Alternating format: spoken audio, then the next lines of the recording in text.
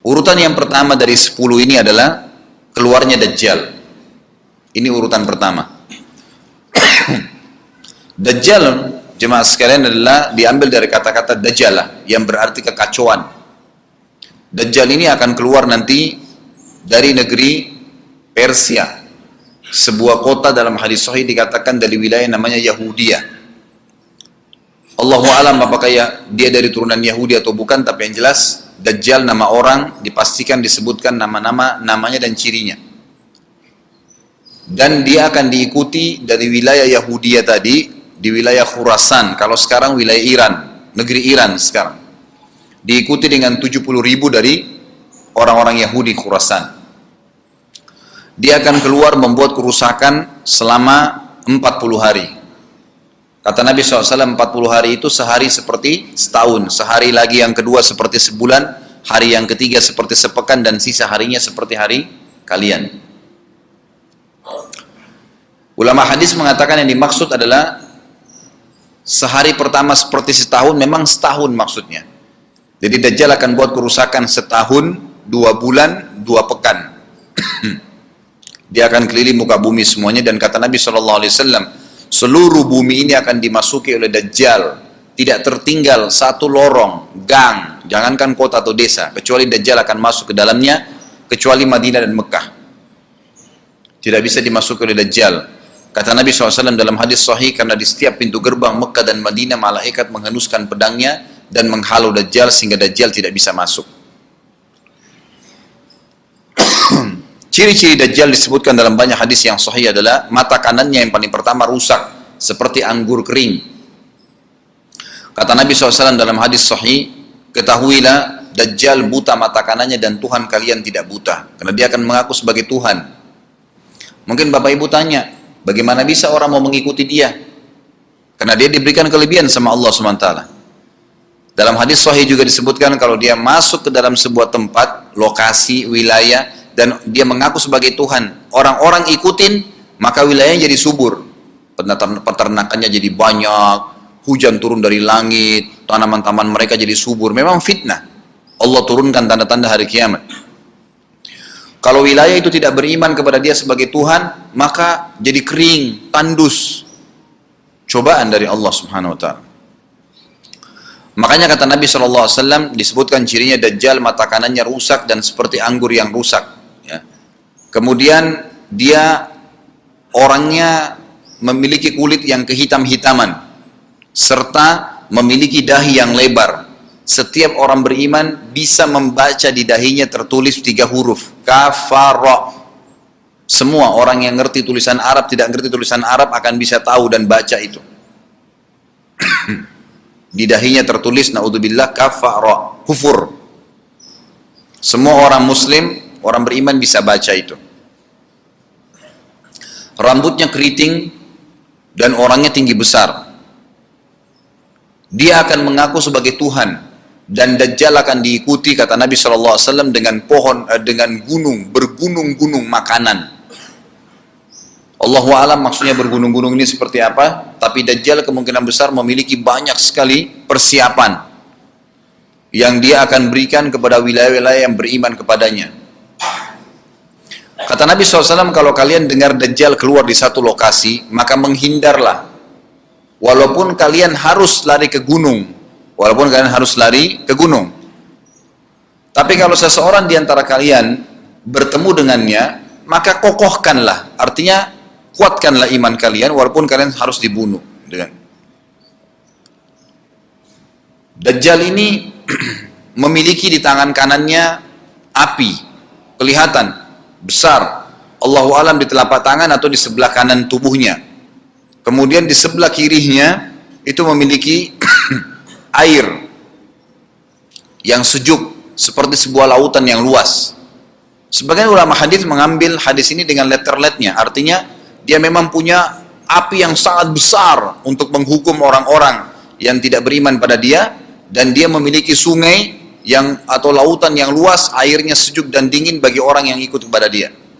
Kata Nabi SAW, kalau kalian ditangkap oleh Dajjal, hadis begini, kalau kalian dengarkan Dajjal, carilah tempat yang jauh dan jangan seseorang di antara kalian berkata, imanku kuat, aku akan menghadapinya. Karena bisa saja dia mengatakan itu, ternyata pada saat ketemu dia jadi pengikutnya.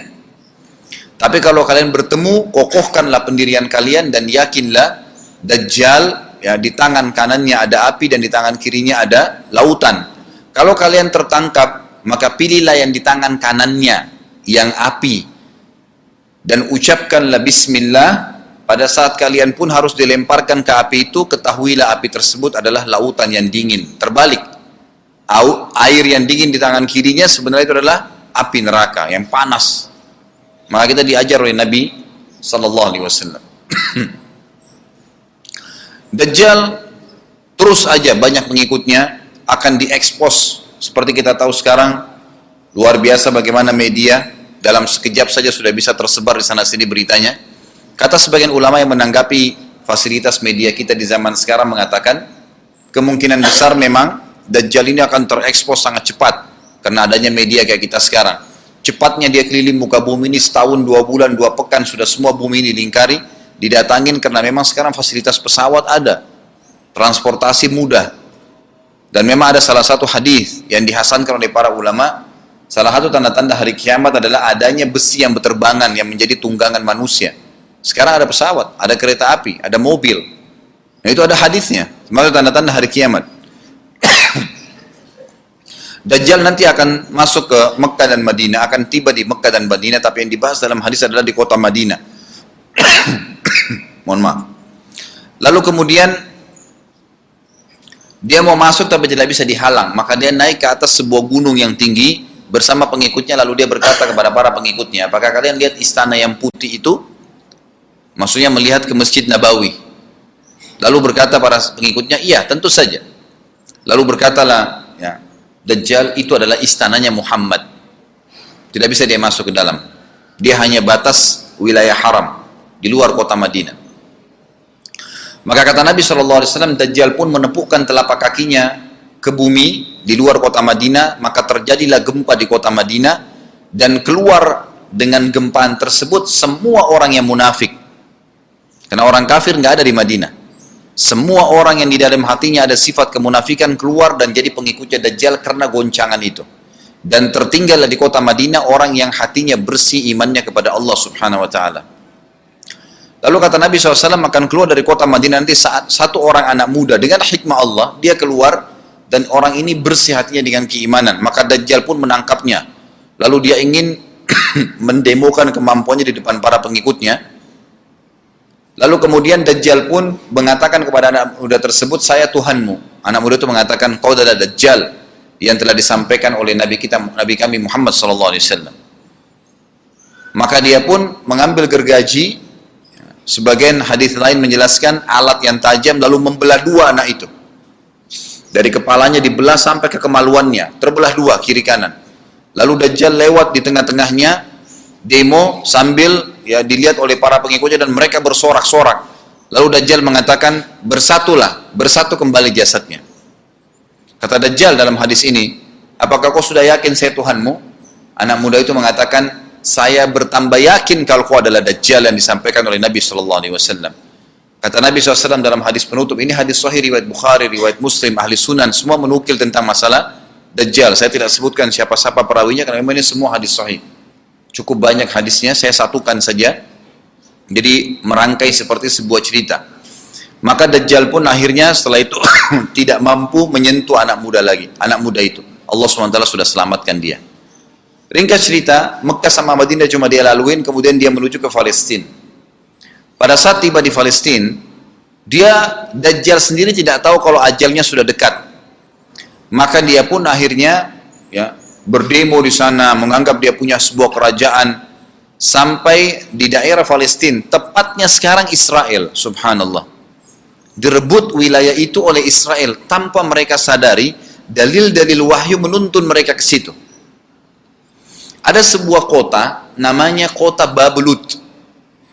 Di Israel itu kota itu ada, saya pernah lihat cuplikannya. Termasuk kota yang diidolakan di dalam negeri Israel sendiri namanya Babelut. Subhanallah, hadis menyebutkan nama Babelut. Hadis Nabi SAW dari 1400 tahun yang lalu mengatakan, nanti Dajjal akan berkumpul di sebuah wilayah namanya Babelut di Syam, Maksudnya di Palestina itu. Israel sekarang. Ada kota Babulud dan orang Yahudi sekarang lagi gencar membangun kota itu dan dianggap kota favoritnya Israel. Subhanallah. Dajjal akan masuk ke sana dan berkurung diri. Pada saat dia tiba di Palestina, waktu yang bersamaan, di kota Madinah berkecamuk.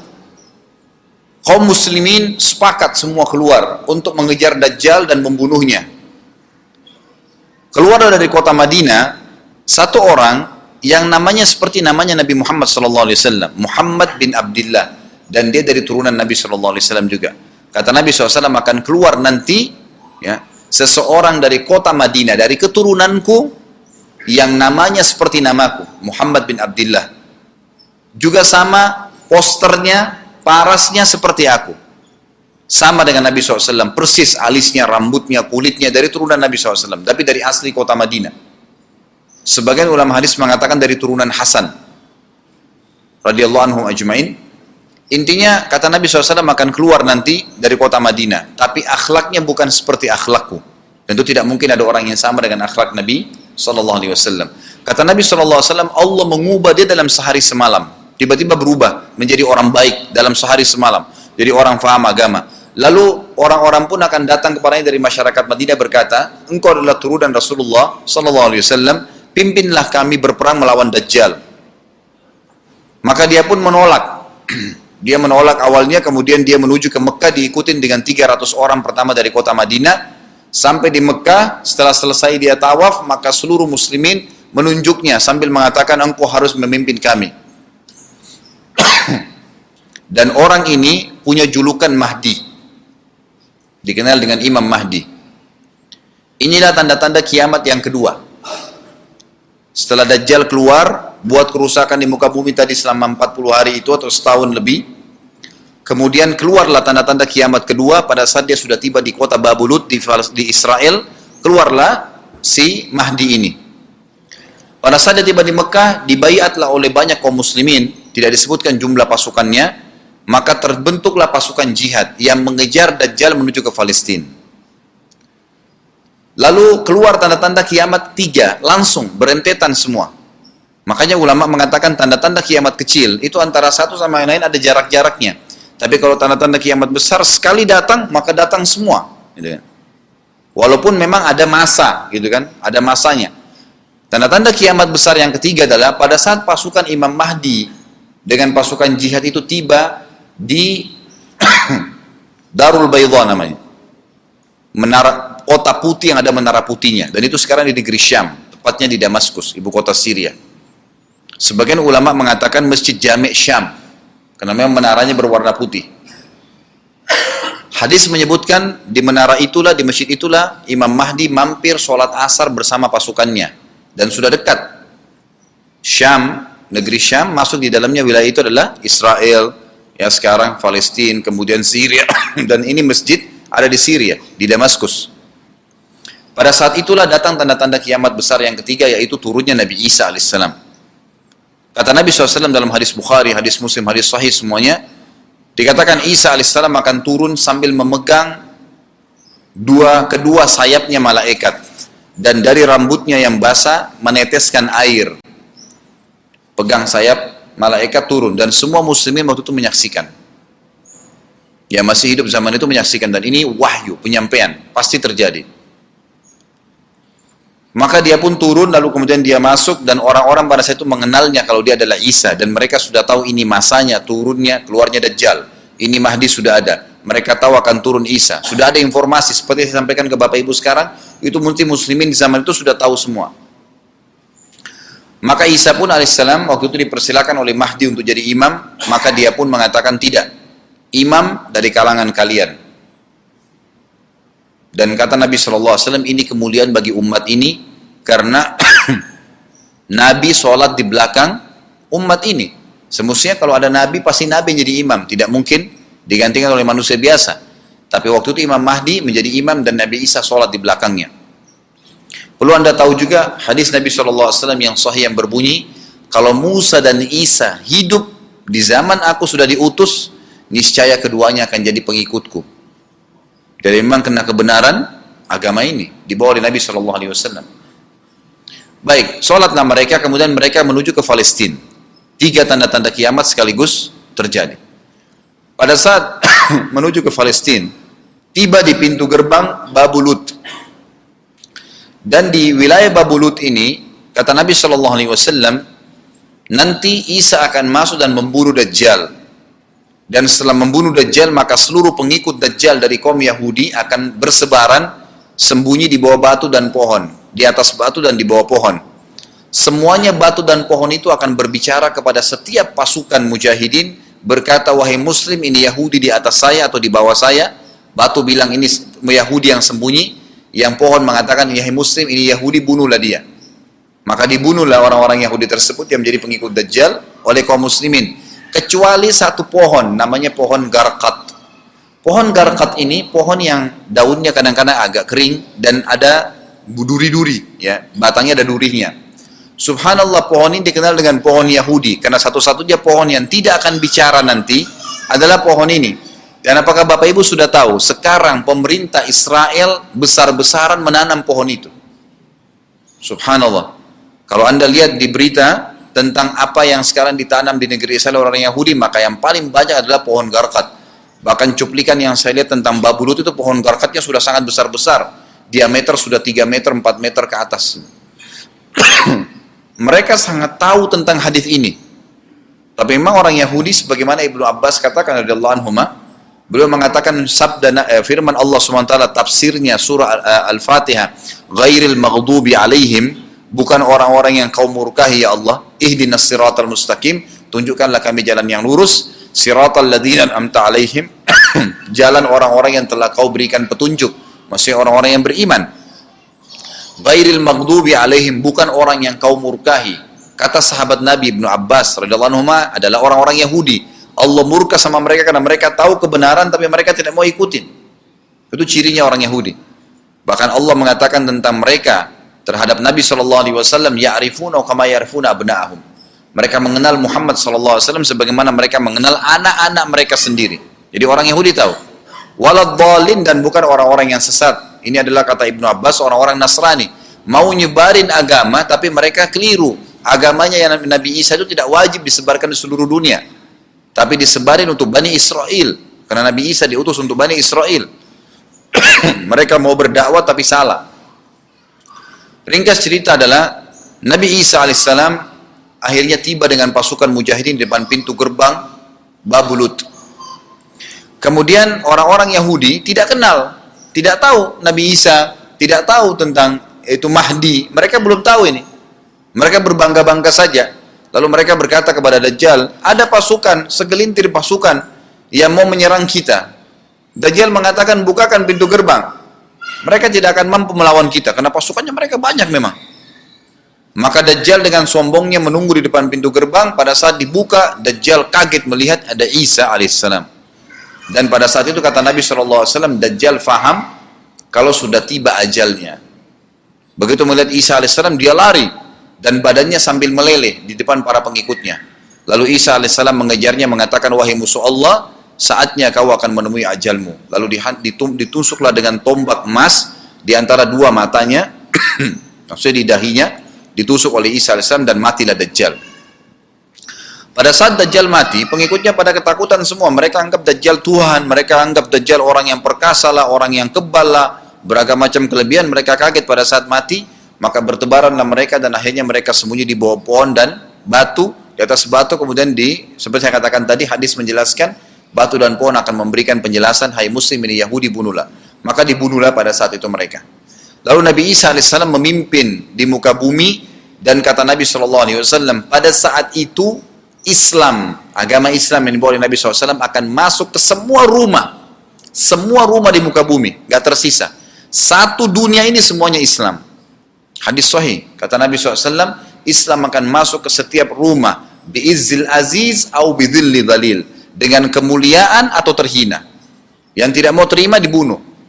Enggak ada lagi penolakan terhadap Islam. Itu hadis sahih. Maka Nabi Isa alaihissalam memimpin pada saat itu, disebutkan dalam hadis 40 tahun dengan ketenangan menerapkan hukum Islam. Kata Nabi SAW, bagaimana awal umat ini bisa sesat sementara aku yang pimpin? Dan bagaimana akhir umat ini bisa sesat sementara yang pimpin mereka Isa dengan menjalankan hukum-hukumku. Jadi Nabi Isa alaihissalam nanti menerapkan Al-Quran. Seperti yang kita lakukan, sholat, segala ini sudah selesai, dikerjakan semua. Dan dalam hadis lain dikatakan Isa alaihissalam akan menghancurkan semua salib, membunuh semua babi. Enggak ada seekor babi pun hidup di muka bumi pada saat itu, semua salib dihancurkan. Dan yang menjadi, tidak ada agama lain. Semua, Nasrani, Yahudi, Hindu, agama apa saja habis semuanya. Semuanya beriman kepada Allah subhanahu wa ta'ala dan menjadi muslim.